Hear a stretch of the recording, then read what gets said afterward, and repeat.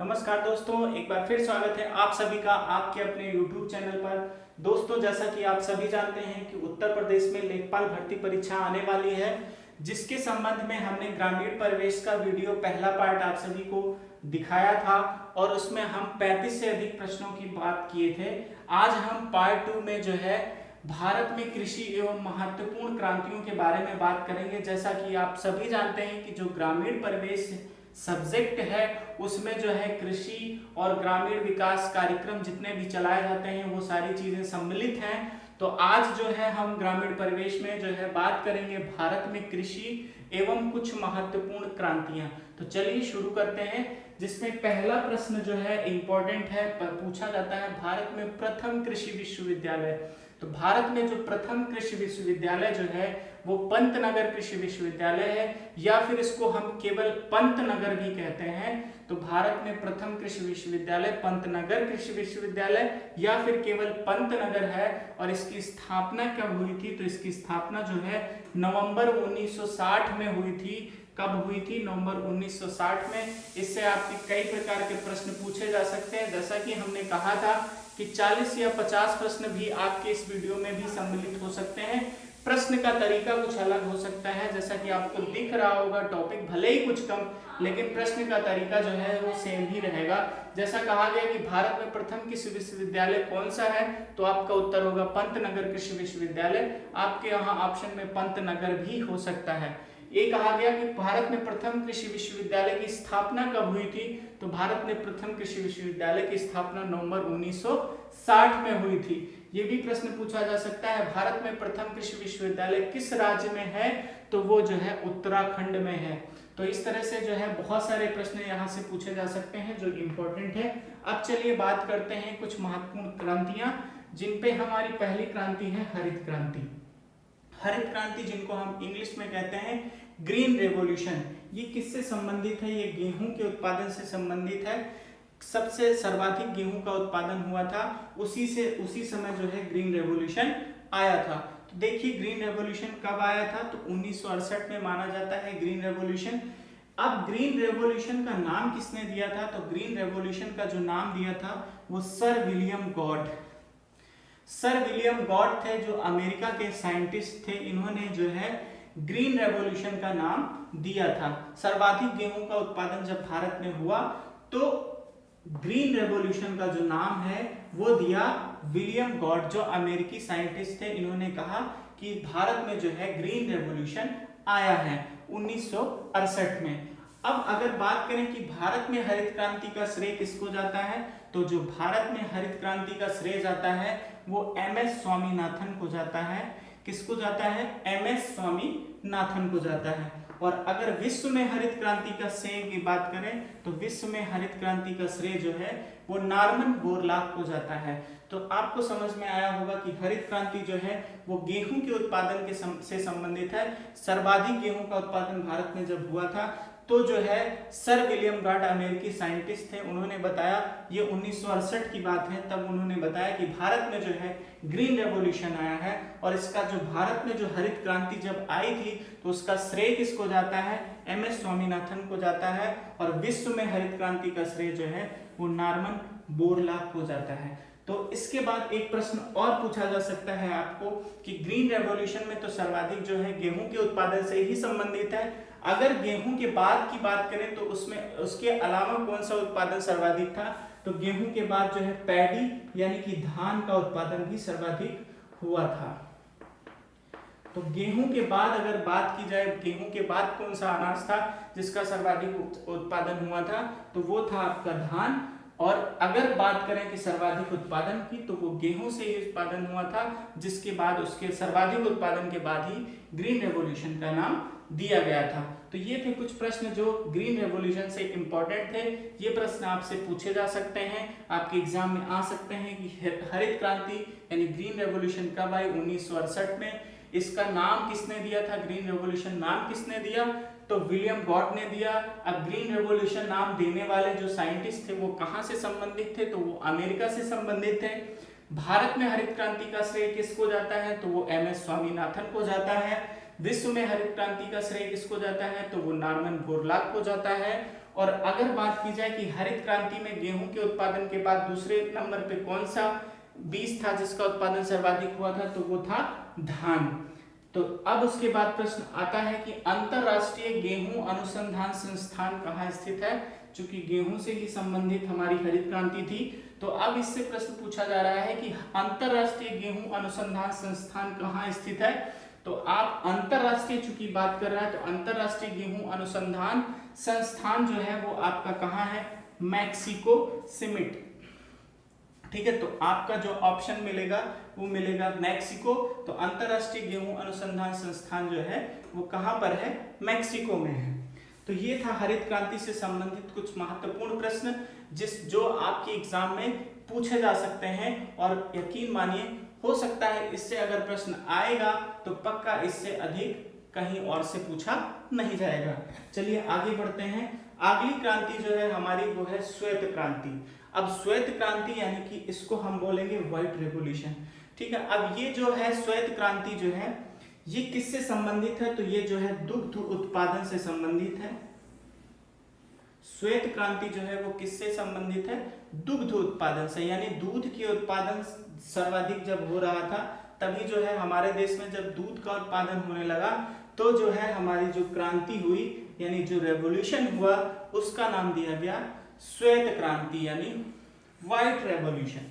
ठीक है, अब 1964 और 65 की बात है, यानी कि अगर पूछा जाए कि श्वेत क्रांति, तो श्वेत क्रांति जो है 1964-65 में आई।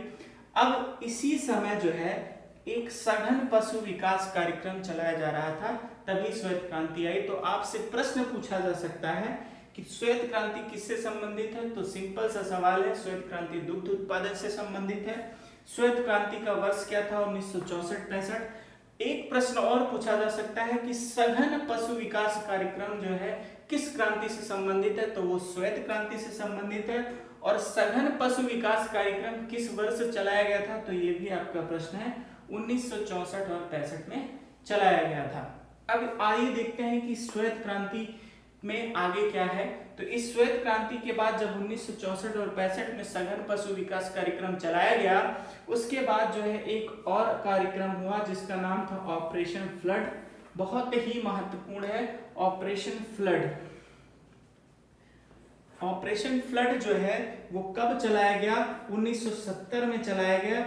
ये बहुत ही महत्वपूर्ण प्रश्न है जो आप लोग नोट कर लीजिए। ऑपरेशन फ्लड कब आया, तो ऑपरेशन फ्लड जो है वो 1970 में आया। ऑपरेशन फ्लड जो है 1970 में आया और इसके सूत्रधार जो थे उनका नाम क्या था, तो वर्गीस कुरियन नाम था इनका। यानी ऑपरेशन फ्लड कब आया, 1970 में आया और इसके सूत्रधार कौन थे, वर्गीस कुरियन। सर वर्गीस कुरियन जो थे इनके सूत्रधार थे ऑपरेशन फ्लड के। अब ये ऑपरेशन फ्लड जो है हमारे यहाँ 3 स्टेप में चलाया गया। हमारे देश में जो है ऑपरेशन फ्लड जो है वो 3 स्टेप में चलाया गया। इन तीनों स्टेप का जो है समय काल दिया गया है कि पहला स्टेप जो था वो 1970 से 78 के बीच चलाया गया। उसके बाद सेकंड स्टेप में 1978 से 1985 तक चलाया गया। ये जो लिखा गया है पहला स्टेप, दूसरा स्टेप और तीसरा स्टेप, ये भी महत्वपूर्ण है, एक एक स्टेप के बारे में पूछा जा चुका है प्रश्न। तो आपको दिए स्टेप भी ध्यान रखना है कि ऑपरेशन फ्लड जो है प्रथम स्तर पर कब चलाया गया, तो 1970 से 1978 तक चलाया गया। दूसरे स्टेप पे अगर बात करें तो 1978 से 1985 तक चलाया गया। और अगर तीसरे स्टेप की अगर हम बात करें तो ये 1985 से 1995 तक चलाया गया।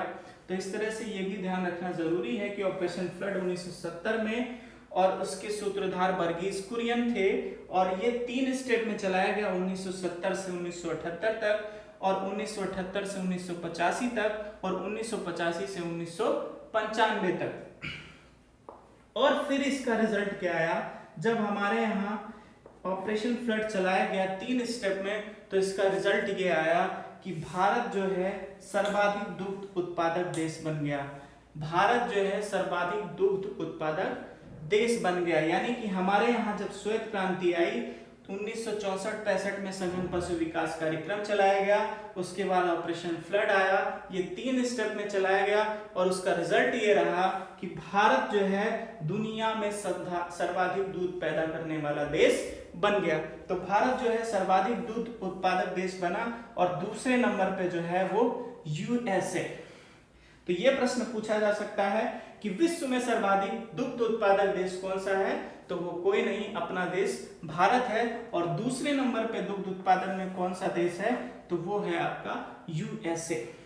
ठीक है, फिर उसके बाद आता है कि अगर भारत जो है दुनिया में सर्वाधिक दुग्ध उत्पादक देश है, तो जो भारत के अंदर जो प्रदेश है, उत्तर प्रदेश जो अपना प्रदेश है, चूंकि अपने ही प्रदेश से संबंधित परीक्षा हो रही है, तो ये भी प्रश्न महत्वपूर्ण है कि उत्तर प्रदेश जो है भारत में पहले स्थान पे है दुग्ध उत्पादन में। तो ये भी प्रश्न आपके लिए बहुत ही महत्वपूर्ण है कि भारत जो है दुग्ध उत्पादन में पहला नंबर पर देश है और भारत देश में जो है उत्तर प्रदेश जो है वो पहले नंबर पर है दूध के उत्पादन में। अब एक प्रश्न और महत्वपूर्ण है, कहा गया नेशनल डेयरी रिसर्च इंस्टीट्यूट कहाँ है, नेशनल डेयरी रिसर्च इंस्टीट्यूट। तो नेशनल, चूंकि हम श्वेत क्रांति की बात कर रहे हैं, जितने प्रश्न हम बता देंगे इससे बाहर कहीं से नहीं आएगा। तो आप वीडियो के एंड तक बने रहिए और सभी प्रश्नों को देखते चलिए। आप जो है कहीं भी ऐसा नहीं होगा कि आपका हरित क्रांति से कोई प्रश्न छूट जाए या श्वेत क्रांति से कोई प्रश्न छूट जाए। हम एक स्टेप बाय स्टेप आप सभी को इसी क्रम में, इसी वीडियो के माध्यम से आप सभी तक पहुंचाते रहेंगे। तो देखिए नेशनल डेयरी रिसर्च इंस्टीट्यूट कहाँ है, तो नेशनल डेयरी रिसर्च इंस्टीट्यूट जो है वो करनाल में है। करनाल कहाँ है, हरियाणा में है। तो यानी कि आपको ये ध्यान रखना है कि नेशनल डेयरी रिसर्च इंस्टीट्यूट कहाँ है। तो आपसे ये भी पूछा जा सकता है किस राज्य में है, तो हरियाणा राज्य में है। हरियाणा में कहाँ पे है, तो करनाल में है। ठीक है, अब एक चीज और पूछा जा सकता है कि इसकी स्थापना कब की गई थी, नेशनल डेयरी रिसर्च इंस्टीट्यूट की स्थापना कब की गई, तो नेशनल डेयरी रिसर्च इंस्टीट्यूट की स्थापना सन 1955 में की गई। ये भी प्रश्न बहुत ज्यादा महत्वपूर्ण है। अभी भी श्वेत क्रांति के प्रश्नों की श्रृंखला जारी है। तो आइए देखते हैं आगे कौन कौन से प्रश्न हैं।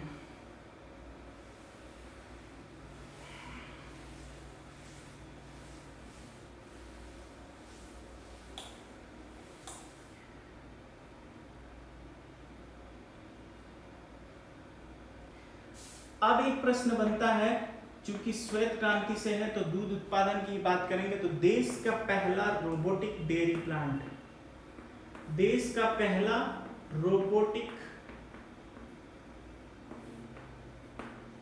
डेयरी प्लांट, यानी कि भारत देश का पहला रोबोटिक डेयरी प्लांट जो है वो कहां पे स्थित है, तो भारत का पहला रोबोटिक डेयरी प्लांट जो है वो महाराष्ट्र में स्थित है। कहां पे, महाराष्ट्र में, और महाराष्ट्र के विरार क्षेत्र में स्थित है। ये आपके लिए इंपॉर्टेंट है कि देश का जो है पहला रोबोटिक डेयरी प्लांट कहां है, तो महाराष्ट्र के विरार क्षेत्र में स्थित है। इसके अलावा आता है मिलिट्री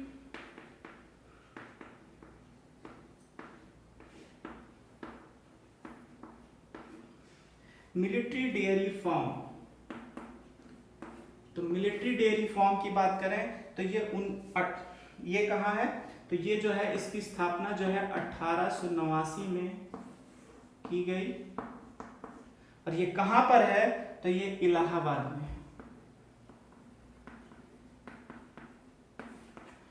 तो भारत में जो है मिलिट्री डेयरी फार्म कहां पे है, तो पहला मिलिट्री डेयरी फार्म जो है वो आपका है इलाहाबाद में है। और इसकी स्थापना कब की गई, तो इसकी स्थापना की गई 1889 में। तो ये थे प्रश्न जो है जो हमारे श्वेत क्रांति से संबंधित थे, दुग्ध उत्पादन से ही संबंधित थे, जिनमें हमने बात की श्वेत क्रांति में कि सर्वाधिक दूध उत्पादक देश हमारा भारत हुआ, उसमें उत्तर प्रदेश राज्य। फिर उससे संबंधित प्रश्न और भी थे कि नेशनल डेयरी रिसर्च इंस्टीट्यूट कहाँ है, तो वो आपका करनाल यानी हरियाणा में है। उसके बाद आया देश का पहला रोबोटिक डेयरी प्लांट कहाँ है, तो आपका महाराष्ट्र के विरार क्षेत्र में है। फिर आया आपका कि पहला मिलिट्री डेयरी फार्म कहाँ है, तो इलाहाबाद में पहला है। और ये इसकी स्थापना कब की गई, तो इसकी स्थापना सन 1889 में की गई। तो ये थे कुछ महत्वपूर्ण क्रांतियां और भारत में कृषि से संबंधित प्रश्न।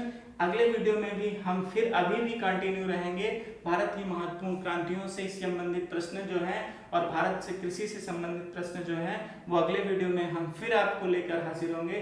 तो तब तक के लिए आपको अगर हमारी ये वीडियो पसंद आती है तो प्लीज हमारी वीडियो को लाइक करें और अगली अपडेट पाने के लिए हमारे चैनल को जरूर सब्सक्राइब करें। धन्यवाद।